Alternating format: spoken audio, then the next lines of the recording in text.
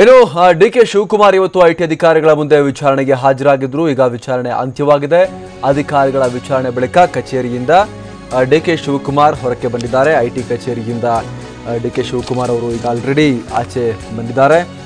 ಬೆಳಗ್ಗಿನಿಂದ ಕೂಡ ನಿರಂತರವಾಗಿ ಅವರ ವಿಚಾರಣೆ ನಡೆದಿತ್ತು. ಬೆಳಗ್ಗೆ 11 ಗಂಟೆ ಸುಮಾರಿಗೆ ಅವರು ವಿಚಾರಣೆಗೆ ಹಾಜರಾಗಿದ್ರು. ಅವರ ಸಹೋದರ ಡಿಕೆ ಸುರೇಶ್ ಕೂಡ ವಿಚಾರಣೆಗೆ ಹಾಜರಾಗಿದ್ರು ಡಿಕೆ ಶಿವಕುಮಾರ್ ಜೊತೆ.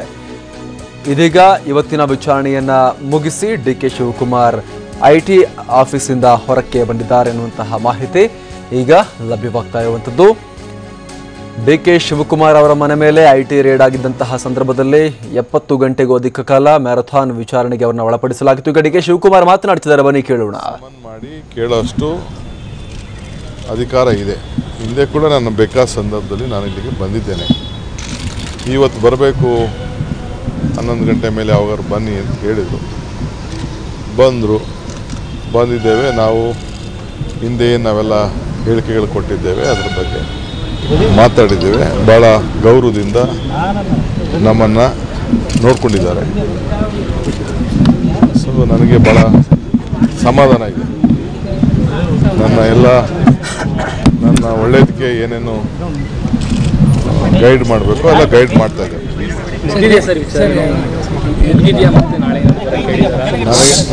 ನನಗೇನು ಮತ್ತೆ ನಾಳೆ ಬನ್ನಿ ನಾಳಿದ್ದು ಬನ್ನಿ ಅಂತ ಏನು ಹೇಳಿಲ್ಲ.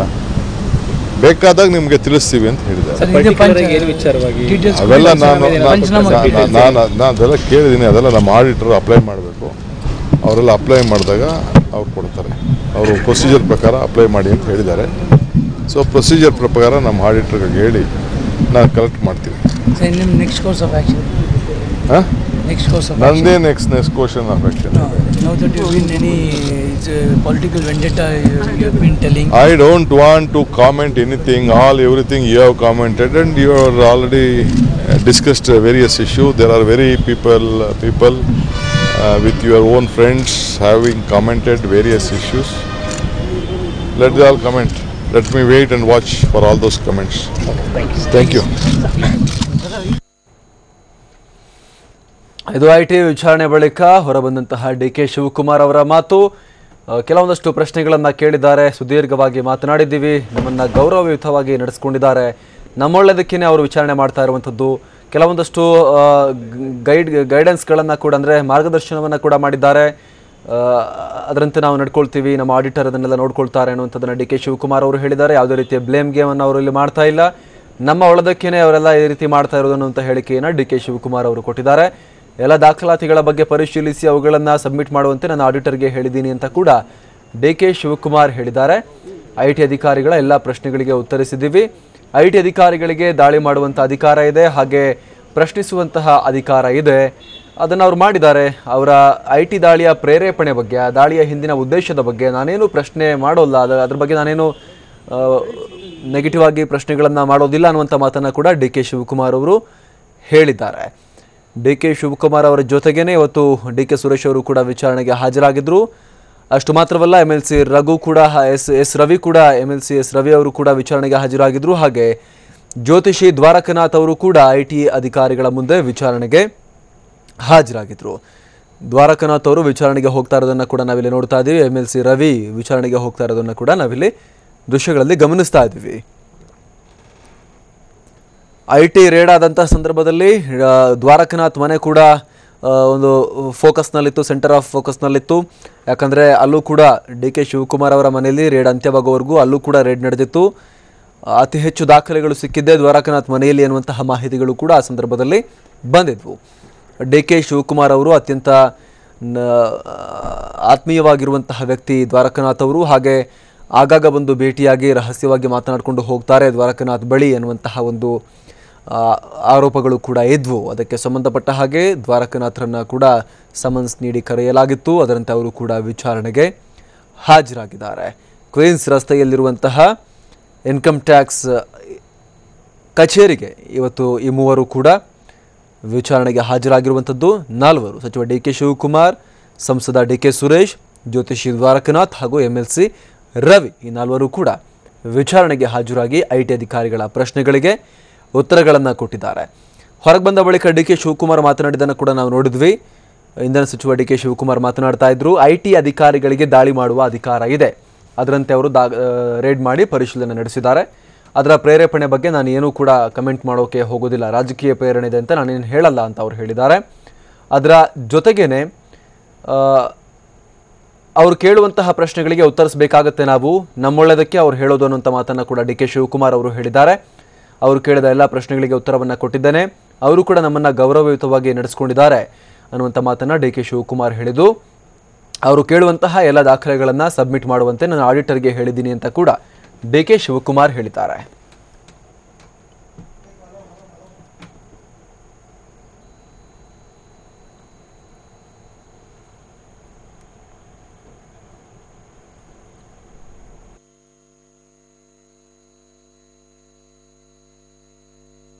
ಇನ್ಕಮ್ ಟ್ಯಾಕ್ಸ್ ಅವ್ರಿಗೆ ಎಲ್ಲರಿಗೂ ಕೂಡ, ಎಲ್ಲ ಅಸೆಸ್ಸಿಗೆ, ಎಲ್ಲ ಬಿಸ್ನೆಸ್ಮೆನ್ಗೆ, ಪ್ರತಿಯೊಬ್ಬರಿಗೂ ಕೂಡ ಅವ್ರಿಗೆ ಸಮನ್ ಮಾಡಿ ಕೇಳೋಷ್ಟು ಅಧಿಕಾರ ಇದೆ. ಹಿಂದೆ ಕೂಡ ನನ್ನ ಬೇಕಾದ ಸಂದರ್ಭದಲ್ಲಿ ನಾನು ಇಲ್ಲಿಗೆ ಬಂದಿದ್ದೇನೆ. ಇವತ್ತು ಬರಬೇಕು 11 ಗಂಟೆ ಮೇಲೆ ಯಾವಾಗಾರು ಬನ್ನಿ ಅಂತ ಹೇಳಿದರು, ಬಂದಿದ್ದೇವೆ. ನಾವು ಹಿಂದೆ ನಾವೆಲ್ಲ ಹೇಳಿಕೆಗಳು ಕೊಟ್ಟಿದ್ದೇವೆ, ಅದರ ಬಗ್ಗೆ ಮಾತಾಡಿದ್ದೇವೆ. ಭಾಳ ಗೌರವದಿಂದ ನಮ್ಮನ್ನು ನೋಡ್ಕೊಂಡಿದ್ದಾರೆ. ಸೊ ನನಗೆ ಭಾಳ ಸಮಾಧಾನ ಇದೆ. ನನ್ನ ಒಳ್ಳೆಯದಕ್ಕೆ ಏನೇನು ಗೈಡ್ ಮಾಡಬೇಕು ಎಲ್ಲ ಗೈಡ್ ಮಾಡ್ತಾ ಇದ್ದೇವೆ.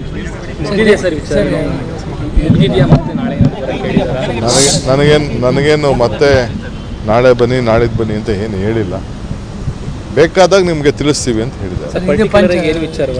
ಅವೆಲ್ಲ ನಾನು ಅದೆಲ್ಲ ಕೇಳಿದ್ದೀನಿ. ಅದೆಲ್ಲ ನಮ್ಮ ಆಡಿಟರ್ ಅಪ್ಲೈ ಮಾಡಬೇಕು. ಅವರೆಲ್ಲ ಅಪ್ಲೈ ಮಾಡಿದಾಗ ಅವ್ರು ಕೊಡ್ತಾರೆ. ಅವರು ಪ್ರೊಸೀಜರ್ ಪ್ರಕಾರ ಅಪ್ಲೈ ಮಾಡಿ ಅಂತ ಹೇಳಿದ್ದಾರೆ. ಸೊ ಪ್ರೊಸೀಜರ್ ಪ್ರಕಾರ ನಮ್ಮ ಆಡಿಟರ್ಗೆ ಹೇಳಿ ನಾನು ಕಲೆಕ್ಟ್ ಮಾಡ್ತೀನಿ. ಈ ಬಗ್ಗೆ ಮತ್ತಷ್ಟು ಮಾಹಿತಿಯೊಂದಿಗೆ ನಮ್ಮ ಪ್ರತಿನಿಧಿ ನಾಗೇಂದ್ರ ಈಗ IT ಆಫೀಸ್ ಬಳಿಯಿಂದ ಲೈವ್ ಇದ್ದಾರೆ. ನಾಗೇಂದ್ರ, ಇವತ್ತು ಸಾಕಷ್ಟು ಸರ್ಪ್ರೈಸಿಂಗ್ ಆಗಿ ಮಾತನಾಡ್ತಾ ಇದ್ರು ಡಿ ಕೆ ಶಿವಕುಮಾರ್. ರಾಜಕೀಯ ಪ್ರೇರೇಪಣೆ ಬಗ್ಗೆ ನಾನೇನು ಕೂಡ ಹೇಳೋಕೆ ಹೋಗೋದಿಲ್ಲ, IT ರೇಡ್ ಮಾಡೋದು ಅವರ ಅಧಿಕಾರ, ಅವರು ಮಾಡಿದ್ದಾರೆ, ನಮ್ಮ ಒಳ್ಳೆದಕ್ಕೇನೆ ಮಾಡಿದ್ದಾರೆ, ನಮ್ಮ ಒಳ್ಳೆದಕ್ಕೇನೆ ಗೈಡ್ ಕೂಡ ಮಾಡ್ತಾ ಇದ್ದಾರೆ ಅನ್ನುವಂಥ ಮಾತುಗಳನ್ನು ಹೇಳಿದ್ದಾರೆ. ಸಾಕಷ್ಟು ಶಾಂತವಾಗಿ ಸರ್ಪ್ರೈಸಿಂಗ್ ಆಗಿ ಅವರು ಹೇಳಿಕೆಯನ್ನು ಕೊಟ್ಟಿದ್ದಾರೆ ಹೊರಗೆ ಬಂದ ಬಳಿಕ. ನಾಗೇಂದ್ರ, ಅಮರ್ ಪ್ರಸಾದ್, ನಿಜಕ್ಕೂ ಕೂಡ ಅವರು ಸಾಕಷ್ಟು ಸರ್ಪ್ರೈಸಿಂಗ್ ಆಗಿ ಒಂದು ವಿಚಾರಣೆಗೆ ಹಾಜರಾಗಿದ್ದು, ಜೊತೆಗೆ 4 ಗಂಟೆಗಳ ಕಾಲ ಸತತ IT ಅಧಿಕಾರಿಗಳು ವಿಚಾರಣೆ ಮುಗಿಸಿದ ನಂತರ ಹೊರಬರ್ತಿದ್ದಂಗೆ ಮಾಧ್ಯಮಗಳ ಮುಂದೆ ಬಂದು ಮಾತನಾಡಿದ್ದು. ಮುಖ್ಯವಾಗಿ ಮೊದಲನೇ ಮಾತನ್ನ IT ಅಧಿಕಾರಿಗಳಿಗೆ ದಾಳಿ ನಡೆಸೋದು, ಜೊತೆಗೆ ಅದಕ್ಕೆ ಸಂಬಂಧಪಟ್ಟಂತೆ ಸಮನ್ಸ್ ಕೊಡೋದು ಅವರಿಗೆ ಅಧಿಕಾರ ಇದೆ, ಅವರು ಕೊಡ್ಬೋದು ಅನ್ನೋ ಒಂದು ಮಾತನ್ನು ಹೇಳಿದ್ರು. ಜೊತೆಗೆ IT ಅಧಿಕಾರಿಗಳು ಸತತ 4 ಗಂಟೆಗಳ ಕಾಲ ವಿಚಾರಣೆ ವೇಳೆ ಸಾಕಷ್ಟು ಪ್ರಶ್ನೆಗಳನ್ನು ಮಾಡಿದ್ದಾರೆ. ಪ್ರಶ್ನೆಗಳಿಗೆ ಸರಿಯಾದಂಥ ಉತ್ತರವನ್ನು ನಾನು ಕೊಟ್ಟಿದ್ದೇನೆ.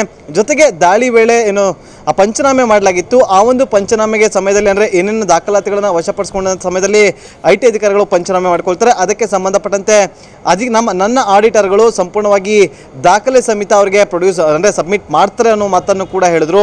ಜೊತೆಗೆ ಇದೆಲ್ಲೋ ಒಂದು ಕಡೆ ರಾಜಕೀಯ ಪ್ರೇರಿತ ಅನ್ನೋ ಒಂದು ಪ್ರಶ್ನೆ ಕೇಳಿದಾಗ ಅದರ ಬಗ್ಗೆ ನಾನು ಯಾವುದೇ ರೀತಿಯಂಥ ಪ್ರತಿಕ್ರಿಯೆಯನ್ನು ಕೊಡೋದಿಲ್ಲ. ಜೊತೆಗೆ ಈ ಒಂದು ಅಧಿಕಾರಿಗಳು ನನಗೆ ಯಾವೆಲ್ಲ ಕ್ವಶನ್ ಕೇಳಿದ್ರು ಅದಕ್ಕೂ ಸಹ ನಾನು ಏನೆಲ್ಲ ಕ್ವಶನ್ ಕೇಳಿದ್ರು, ಜೊತೆಗೆ ತನಿಖೆಯ ಬಗ್ಗೆ ನಾನು ಏನನ್ನು ಕೂಡ ಮಾತನಾಡೋದಿಲ್ಲ ಅನ್ನೋ ಒಂದು ಮಾತನ್ನು ಖುದ್ದು ಡಿ ಕೆ ಶಿವಕುಮಾರ್ ಅವರು ತಿಳಿಸಿ ನಂತರ ಇಲ್ಲಿಂದ ತೆರಳಿರುವಂಥದ್ದು. ಜೊತೆಗೆ ಡಿ ಕೆ ಸುರೇಶ್ ಕೂಡ ಅವ್ರ ಜೊತೆಯಲ್ಲೇ ತೆರಳಿರುವಂಥದ್ದು. ಅಮರ್ ಪ್ರಸಾದ್, ಇವತ್ತಿನ ವಿಚಾರಣೆಯ ಸಂದರ್ಭದಲ್ಲಿ 4 ಗಂಟೆಗಳ ವಿಚಾರಣೆಯ ಸಂದರ್ಭದಲ್ಲಿ ಏನೆಲ್ಲ ಸಾಧ್ಯತೆ ಇದೆ ಅವರಿಗೆ ಕೇಳಿರುವಂತಹ ಪ್ರಶ್ನೆಗಳಿಗೆ ಸಂಬಂಧಪಟ್ಟಂತೆ ಯಾವೆಲ್ಲ ಆಯಾಮಗಳಲ್ಲಿ ವಿಚಾರಣೆ ಆಗಿದೆ ನಾಗೇಂದ್ರ? ಅಮರ್ ಪ್ರಸಾದ್, ಸತತ 4 ಗಂಟೆಗಳ ಕಾಲ ಅವರೇನು ವಿಚಾರಣೆಗೆ ಒಳಪಡಿಸಿದ್ರು, ಸಾಕಷ್ಟು ಪ್ರಶ್ನೆಗಳನ್ನು ಕೇಳಿದ್ರು. ಈಗಷ್ಟೇ ದ್ವಾರಕಾನಾಥ್ ಕೂಡ ಈಗ ಹೊರಗಡೆ ಬರ್ತಾ ಇದ್ದನ್ನು ಕೂಡ ನಾವು ಗಮನಿಸ್ಬೋದು. ಸೊ ಜೊತೆಗೆ ಈಗಾಗಲೇ ಬಂದು ಅವರ ಮಾಧ್ಯಮದೊಂದಿಗೆ ಮಾತನಾಡ್ತಾ ಇದ್ದಾರೆ, ಅದನ್ನು ಕೂಡ ನಾವು ಗಮನಿಸಬಹುದಾಗಿದೆ. ಈಗಾಗಲೇ ಮುಖ್ಯವಾಗಿ ಸಾಕಷ್ಟು ಪ್ರಶ್ನೆಗಳನ್ನು ಈಗಾಗಲೇ ಅಧಿಕಾರಿಗಳು ಕೂಡ ಕೇಳಿದ್ದಾರೆ. ಜೊತೆಗೆ ಈಗ ದ್ವಾರಕಾನಾಥ್ ಅವರು ಏನು ಮಾತಾಡ್ತಾರೆ ಅವ್ರನ್ನು ಕೂಡ ಕೇಳೋಣ.